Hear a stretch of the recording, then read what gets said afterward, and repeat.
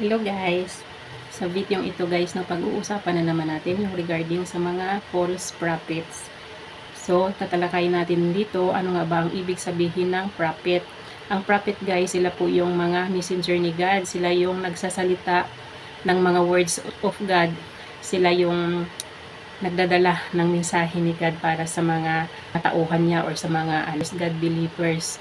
At sila yung mga naatasan para i-guide yung mga people of God dito sa earth. Sila yung tinatawag na prophet. Pero guys, hindi po lahat ng mga prophets ay totoo. Meron pong tinatawag na false prophet. Sila po yung mga antichrist. Mga opponent po yun, mga kalaban ni God, kalaban ni Jesus Christ. So, nakalagay sa Bible guys na itong mga last days before ang final judgment, maglalabasan yung mga false prophet na to. Sila ay magdi-disguise, sila ay magpapanggap bilang mga prophet ni God para makapag-preach sila, makapagturo sila, gamit nila yung pangalan ni God, pero ang mga turo nila ay hindi yan commandments ni God, wala sa Bible. Talagang sila guys, talagang ang purpose nila ay para lituhin ang sangkatauhan, para paniwalain sa mga kasinungalingan nila, kasi alam nyo na yung mga antichrist na yan, evil yan sila guys, yan sila, son of Satan, kaya talagang asahan nyo na ang ilalabas niyan sa bibig nila ay puro kasinungalingan para lituhin, lukuhin ang sangkatauhan, para paniwalain kayo sa mga kasinungalingan nila. Kaya mag-ingat kayo sa mga false prophet na yan, kasi mali yung turo nila. Ang turo nila ay wala sa Bible yan, kaya dapat lang na tayo ay nagbabasa talaga ng Bible, mga God believers. Suggestion ko sa inyo, no, kung ayaw nyo na maloko at saka mapaniwala kayo ng mga false prophet nito sa kasinungalingan nila, magbasa kayo ng Bible, kasi alam nyo na ang katotohanan, nasa Bible yan, mga words of God.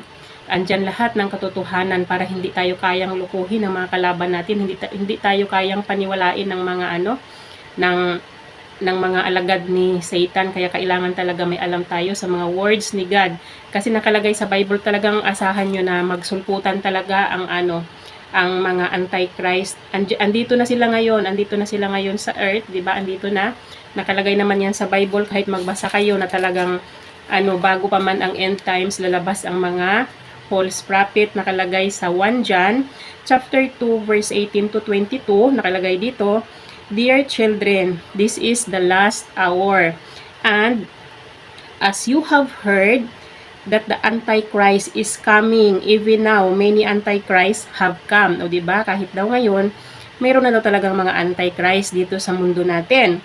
"This is how we know it is the last time. They went out from us, but they did not really belong to us. For if they had belonged to us, they would remain with us. But their going showed that none of them belong to us. But you have an anointing from the Holy One, and all of you know the truth. I do not write to you because you do not know the truth, but because you do know it, and because no lies comes from the truth." O, diba, nakalagay. Tas, who is the liar? Sino ba ang liar? Diba, si Satan at saka yung mga mga alagad niya, mga liar sila. "It is whoever denies that Jesus is the Christ, such a person is the Antichrist, denying the Father and the Son."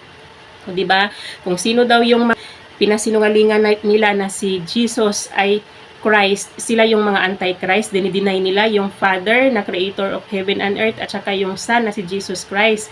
Sila yung mga Antichrist guys. At saka tayo daw na mga believers, diba, tayo na mga anak ng Diyos, hindi tayo basta-bastang maluloko, kasi alam natin ang katotohanan, kasi tayong mga God believers, alam natin yung mga words ni God dahil nagbabasa tayo ng Bible, diba?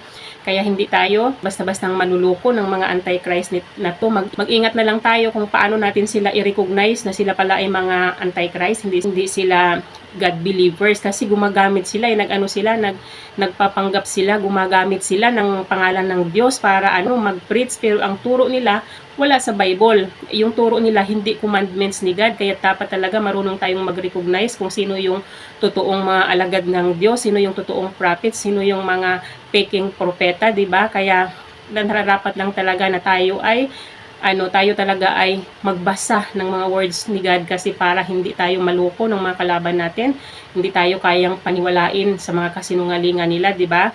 At nakalagay din dito sa Bible yan, 2 Corinthians chapter 11 verse 13, for such men are false apostles, deceitful workmen, disguising themselves as apostle of Christ, and no wonder, for even Satan disguised himself as an angel of life. So it is no surprise if his servants also disguise themselves as servant of righteousness. O diba?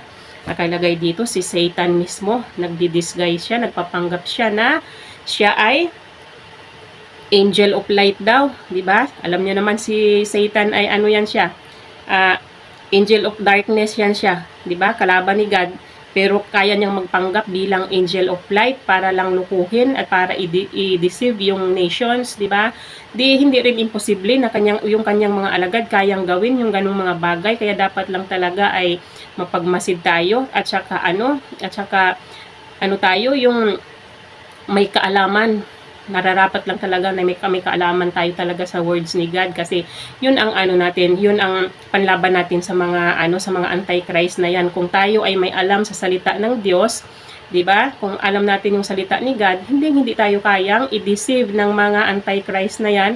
Hindi tayo kayang paniwalain sa kasinungalingan nila, kasi nga sila ma-tactics, maparaan sila. Minsan minsan mga nagsisilbi pa yan sa simbahan para paniwalain ang mga believers at saka non-believers na sila ay alagad ng Diyos, pero ang totoo pala antichrist sila. Ang mga turo nila wala sa Biblia. Ang mga turo nila hindi yon kautusan ni God, kundi talagang gusto lang nilang lituhin yung mga tao. Lituhin nila yung mga tao, kasi syempre, di ba, yung mga totoong propeta nagtuturo sila ng mga words na nasa Bible, tapos yung mga peking propeta, ang tinuturo naman nila wala sa Bible. Di ba? Anong aasahan nyo na mangyari sa mga tao na walang alam sa Bible? Talagang mapaniwala nila yung mga tao na hindi mahilig magbasa sa Bible. Kaya huwag kayo basta-bastang magtiwala sa mga propeta, sa mga nagpipreach, kunyari sila, mga alagad ng Diyos, pero hindi nyo alam, mga false prophet na pala. Kaya mag-ingat kayo guys, dapat alam nyo kung paano sila i-recognize. Ano nga sabi sa Bible? Paano nyo malalaman na pala, mga antichrist pala yung kausap nyo?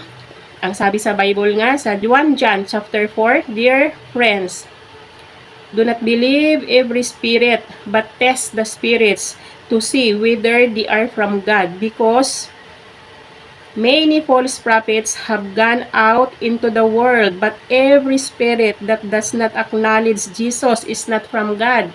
O diba?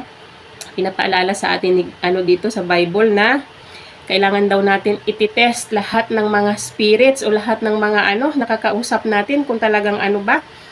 'Di ba yung mga yung mga nakikipag-communicate sa inyo na kunyari nagpi-preach sila, kunyari mga preacher sila ni God, mga preacher sila ng gospel of God. Kailangan ititest niyo yung mga mga spirit na hindi nila ina-acknowledge si Jesus Christ bilang Kristo.